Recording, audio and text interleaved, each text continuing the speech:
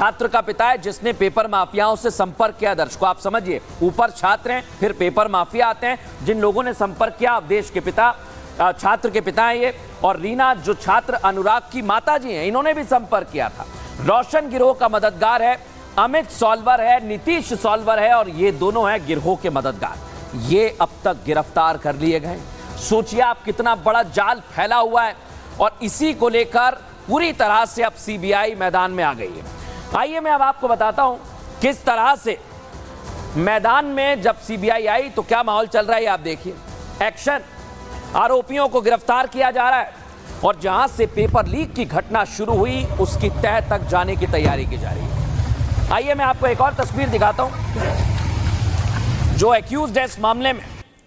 यह आप देखिए, पुलिस ने शिकंजा कस लिया है, यानी अब बचने का कोई चारा नहीं है, कोई चांस नहीं है। अगर आपने गलती की है तो आपको भुगतना पड़ेगा।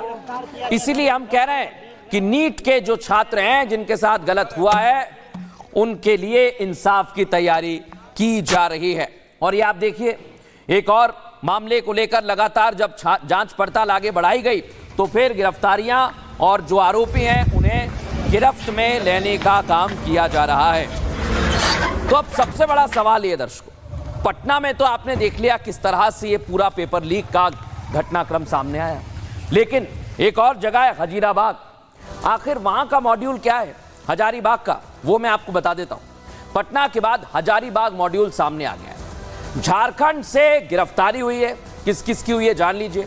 परमजीत उर्फ बिट्टू, बलदेव उर्फ चिंटू, प्रशांत कुमार, अजीत कुमार, राजीव कुमार, पिंकू कुमार। ये वो लोग हैं जो इस पूरे नेक्सस में जुड़े हुए थे, और इनको अब गिरफ्तार कर लिया गया है। ये जो दिख रहे हैं आपको जितने भी शख्स हैं, इनसे हो सकता है पेपर लीक का एक मकड़जाल जो झारखंड में भी फैला है उसका भी खुलासा हो जाए। अब मैं आपको बताऊंगा दर्शकों, जिस तरह से इनको गिरफ्तार किया गया उसके बाद कई सारे सवाल खड़े हुए। सवाल यह खड़ा होता है कि आखिर पेपर लीक कैसे हो गया, कहां से पेपर लीक हुआ। तो आइए मैं आपको बताने वाला हूं। पेपर लीक को लेकर पूरी तरह से तैयारियां की गई थी पहले से, यानी इनको जानकारी थी, लेकिन कहां से पेपर लीक हुआ ये जरा बताइए, किस हिसाब से इसे तैयार किया गया। ये देखिए आप, ये है वो जगह, देख लीजिए, ये वो जगह है जहां से पेपर लीक होता है, झारखंड का इलाका, और यहीं से पेपर लीक हुआ। इसके बाद झारखंड का रांची, जहां से पेपर सॉल्व हुआ, और फिर पेपर पहुंचता है बिहार। यानी पूरा झारखंड से बिहार का कनेक्शन समझिए। पेपर लीक हुआ, फिर सॉल्व हुआ, और फिर यहां पर ये पहुंच जाता है। लेकिन अब मैं आपको बताऊंगा, ये जो नेटवर्क है ये एक्सपोज हो चुका है दर्शकों। इस नेटवर्क को एक्सपोज करने का काम किया है, लेकिन ये नेटवर्क कहां तक फैला हुआ था ये जान लीजिए। ये आप देखिए, बिहार, गुजरात, दिल्ली, उत्तर प्रदेश, झारखंड और हरियाणा के साथ साथ महाराष्ट्र। पूरे मैप को आप देखिए और समझिए, ये पूरा जो सेंटर है भारत का, इसको इसने जकड़ रखा है। यानी अगर इन शहरों में, इन राज्यों में कहीं भी परीक्षा होती है, अगर आप झारखंड के रांची में जाएंगे, वहां कुछ घटना घटती है, तो वो महाराष्ट्र में भी लीक हो सकता है। यही बता रहा है किस तरह से इस मसले को लेकर जांच पड़ताल की जा रही है।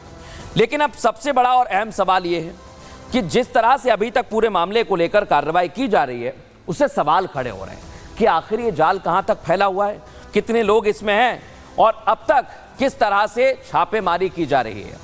अब मैं आपको बताऊंगा कि किस तरह से इस पूरे मसले को लेकर छापेमारी की जा रही है, कहां कहां पर छापेमारी की घटना को अंजाम दिया गया है। आइए जरा आपको दिखाते हैं। ये आप देखिए, महाराष्ट्र में छापेमारी, जहां पर लातूर और सोलापुर, ये दो जगह जो आप देख रहे हैं, यहां पर छापा मारा गया। उसके बाद आ जाइए झारखंड। झारखंड में कहां कार्रवाई की, देवघर और हजारीबाग, यहां पर कार्रवाई की। इसके साथ रांची में भी दबिश दी गई। अब आ जाइए बिहार। बिहार में ये मॉड्यूल बहुत लंबा फैला हुआ है। किन किन शहरों तक फैला हुआ है, पटना, नालंदा, रोहतास, मुंगेर और गया, ये पूरा नेक्सस यहां काम कर रहा है। अब उत्तर प्रदेश, जो मैंने आपको राज्य बताया था, वहां पर कुशीनगर में ये पूरा नेक्सस काम कर रहा था, जिसकी जांच पड़ताल की जा रही है। और गुजरात में गोधरा में सबसे पहले बिहार, और गुजरात में ये मसला सामने आया था, गोधरा का कनेक्शन सामने आया था। अब हरियाणा का झज्जर और रोहतक, ये दो जगह हैं जो अब खुलासे में आ गई हैं। इसी के लिए जांच पड़ताल की जा रही है। लेकिन अब मैं आपको बताता हूं, हमारे सहयोगी पहुंचे जहानाबाद और उन्होंने पेपर लीक कैसे हुआ है, कहां से हुआ है, वहां से रिपोर्ट तैयार की। आप जरूर देखिए।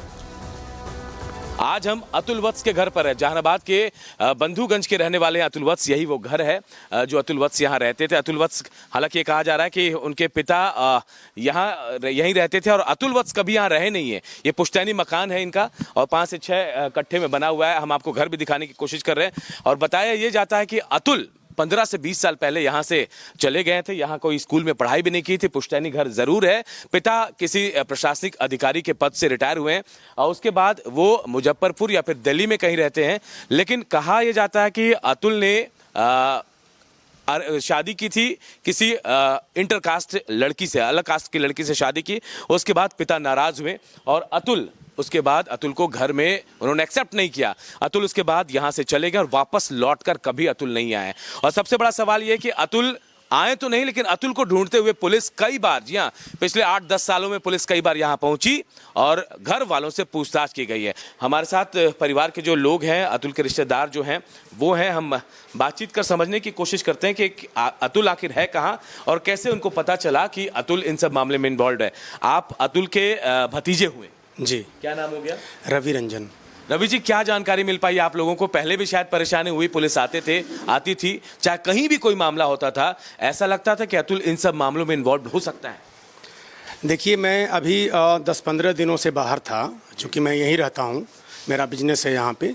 और कल मैं पूरे दिन मोबाइल बंद रखा था, किसी तरह का सोशल मीडिया का न्यूज़ मुझे नहीं मिला था। शाम में मैं मोबाइल खोलता हूँ तो पता चलता है सारा न्यूज़। पता चला कि यहाँ दलान पे भी टीवी चैनल वाले लोग आए हुए थे।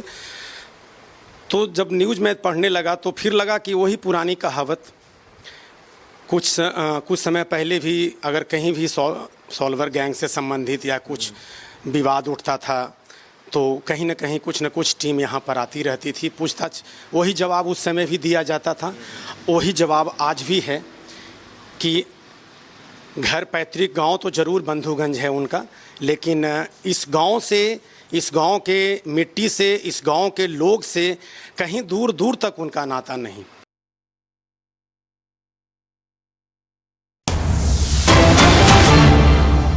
और पेपर लीक केस में सीबीआई की टीम पटना रवाना हो गई है। जानकारी हमें मिल रही है सीबीआई ने पहली एफआईआर दर्ज कर ली है इस मसले को लेकर, अब पटना रवाना हो गई है, ये जानकारी मिल रही है। और सीधे हम रुक